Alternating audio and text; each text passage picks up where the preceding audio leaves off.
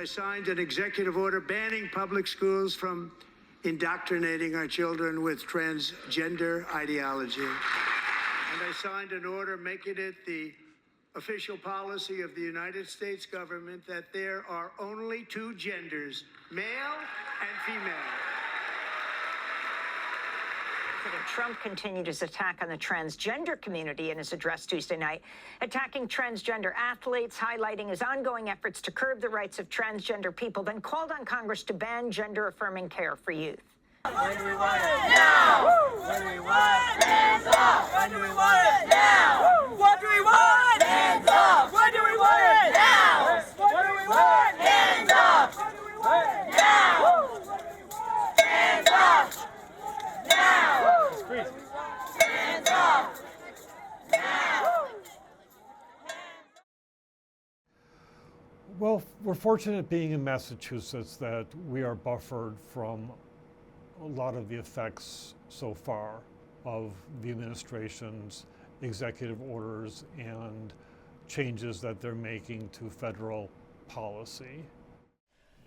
I think that I've learned in like the past, I'm a junior now, so the past 3 years that I've been here, it was really the only time in my life I've been out, and that was a really weird change for me. So the me I've known since coming to school has been technically the most authentic, but I also feel that I had to, in those years, kind of reconstruct what it meant to be me, knowing I was trans, because not knowing made a lot of things unknowable, and I felt like I didn't have a sense of self. So having a piece of that made it so that I could kind of extend and build up from there. As far as like school goes, I think that it definitely inspired me to kind of come into my passions more. I thought that it wasn't as practical to pursue what I wanted to because of career fields and career moves, but I realized, well, you know, I've already come out as a trans, so I did like the biggest career move fail you can do. Might as well try to be like a film artist or whatever. But yeah, I think it also has guided what I want to learn in terms of seeing beyond myself and seeing beyond a self in general. I guess I've had a similar journey. I only came out when I got to college. Mm-hmm. And the reason is because, I think I was using they, them pronouns in high school since I think my senior year, around like just the summer after junior year is when I started like transitioning into it, and I was like, maybe I'm not as binary as I thought I was. And then I got to college, and it was sort of like, wow, there's this whole group of people who is just unapologetically queer around me, and no matter what I do, I get the chance to just express myself as authentically as I want to and be the most myself I can. And that, I think, allowed me to find myself in a place that is actually truly me. Yeah. Like the person I am today. Yeah. I think I've definitely come from the same situation as you guys both. I grew up in a very, very small, fairly cishet town where it was very unusual for me to even be out as queer to begin with. I was one of the first kids out at my school. I came out as lesbian in middle school, and throughout high school I felt as if that was just how it had to be because of everybody around me and everything that was put on me. And coming to college, I obviously was able to step out of that shell and finally sit with myself and be like, this is not who I am. It was a massive change for me, especially because there were so many, not only students around me who were extremely supportive, but adults, like an overwhelming amount of support from the adults around me. I mean, the first week I was here, I was able to be right into the UHS, and whatnot, and get I was already talking with people. I was so comfortable. It was such a smooth transition for me. On the physical side of it, it was definitely more difficult for me to accept the transition, especially because of where I come from. It was more fearful than it was acceptance, definitely. But I always went by she, her up until even around last year because I was too afraid to change my pronouns or even, step into a new unknown. But I'm just very recently been going by, they, them, he, him, because I mean, a multitude of people who don't know me, and it's very recently just become a very natural thing for me. I feel like very recently, within the last year, I've finally reached, where I've really wanted to be over these last few years. I'm comfortable with myself, or people around me are comfortable. We have an amazing student body when it comes, to the queer community. It's just incredible. So I'm very comfortable where I'm at in every way. Yeah, I had a pretty different transition than all three of you guys, because I came out when I was a freshman in high school, and I was lucky enough to I lived with my mom, and she actually came out as a lesbian a few months before I did, which is kind of funny, but she very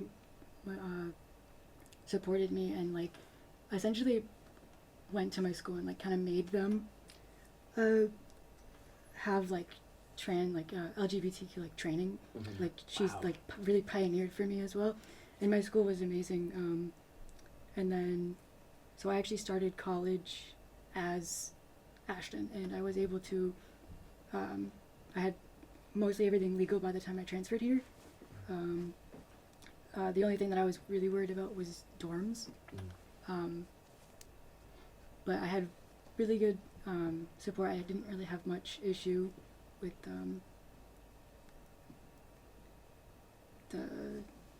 getting into I was in the queer dorm for my first semester for my first year and a half, and that was the biggest what's the word? The biggest hurdle for me was the community dorms, and specifically showering. That was my biggest issue. But otherwise, with names and pronouns and stuff, I had a pretty pleasant experience. Yeah, I think it's fair to say that residential life for trans students is probably the biggest thing that is threatened. Trans and non-binary people have never been targeted in this way before. There's never been an administration that's set out, been so deliberate and thorough in trying to destroy the lives of trans and non-binary people. For the most part, we have been ignored, or at least in the case of the Obama and Biden administration, been supported and efforts been made to provide for trans rights and inclusion. But even in more conservative administrations, trans people were not even on the radar screen. But it's because trans and non-binary people have been so much more visible in the last few decades. And because a lot of cis people don't know a lot about trans people, they don't have trans and non-binary people who are out to them, and so don't have people that they care about who identify as trans and non-binary to their knowledge. It's a lot easier to scapegoat a population that people don't know anything about and to roil up fear about that group. I seriously, I thought every, back in 2020, I'd just turned, 15 or 16, and I felt like I had just hit, my political activism, era, as many other people our age did. And, I was weary then about everything, but, the last few years have been fairly, balanced out in terms of that. But, I really didn't think this would have me as beat down as it does. The last few weeks have been so terrifying, and it's a little more, me personally, I think it's a little more scary because I can't express these worries to my family explicitly. I can to my friends, but a lot of the time my friends don't understand. A lot of my friends are cis heterosexual. And it's I talk about my fears and everything with the political climate, and they just don't understand it. And that's why I think I'm a little more beat down than I wish I was, because I'm sitting watching all of these things happen and fearful about what's going to be my future in terms of my health and my my treatment and my my mental health and everything, and it's so difficult, just being here like by myself and like looking at all of this just like absolutely crumble and fall in front of me, Yeah. It's weird. I think I've had friends reach out to me more than family too. And I have, yes. Yeah, me too. It's really telling, I think. I mean, first of all, which friends will reach out to you and like offer support or whatever. But also like it does make me feel like a stranger in my own home, because it's like it was hard enough to come out and then convince my family that it was real, and now it's like I think I have to convince them that the threat is real too. One direct impact has been the inability to no longer change the gender marker on passports, or for folks who are non-binary to have an X on passports, which is going to lead to mismatches between what is on driver's licenses, which is a state document which allows you to change that gender marker and to have an X on it. It's going to lead to mismatches with that and passports, which is going to cause trouble when people try to go abroad. So individuals who are studying abroad may run into problems with that. In terms of my education or anything, I think I'm gonna finish it out just fine, and I'm not entirely sure how true this is, but in my experience at UMass, the scientific and the research field is very like evidence-based, and if you're capable, you're capable. Like you do your thing, right? And it's just I am really scared though, just generally in terms of I think I'm gonna finish out my degree just fine. I'm gonna be okay in Massachusetts. Like my transition, physically or otherwise, hasn't been influenced or anything, but I'm afraid because I don't think I can leave the country. My documents are mismatched because I can't change some of them, which is scary. I don't know how it's gonna influence my, I guess, career in the future. I guess there's some people who won't care, and there's some people who'd be like, I'm sorry, there's a discrepancy. Yeah, exactly. And you can't do anything about It's that. like a gamble. Yeah, and it's like, how do I know that they're not going to discriminate against me for being trans? Because I know that there is, I think the Equal Employment Opportunity Act has been, I guess, halted by an executive order. You're going to have to stand up for yourself. Yeah. There is no situation in which this is going to be easy. Yeah, exactly. There was a professor who misgendered me, and there was one point where I just said, she misgendered me, and I was like, I just spoke up in the middle of class because it was a writing class. I said my pronouns are he, him. Yeah. Like in front of the entire class, Yeah. and there was one person who was like, "Hey, you're really brave for that." And then after that, she had defended me, and it was really great because Yeah. she was like, "You know what? You don't have a tolerance for bullshit." And Yeah, that's awesome. I like that. I love that. And you're going to have to correct people, and you're Yes. gonna have to fight people, and it sucks. It's so but awkward. It really is. Every But time. at the end of the day, you're not alone. That's the thing. There are so many people Yeah. around that are amazing, and you form a community with the people that accept you. And we Yes. have the Stonewall Yeah. Center, which is actually a really great resource, Mm-hmm. because there are talk groups, Mhm. and then there's a whole community Exactly. you can build, and Yeah. so make sure that you know you're not alone. Yes. And stand Yeah. up for yourself. And when you stand up for yourself, know that you're not the only one doing so. Mhm.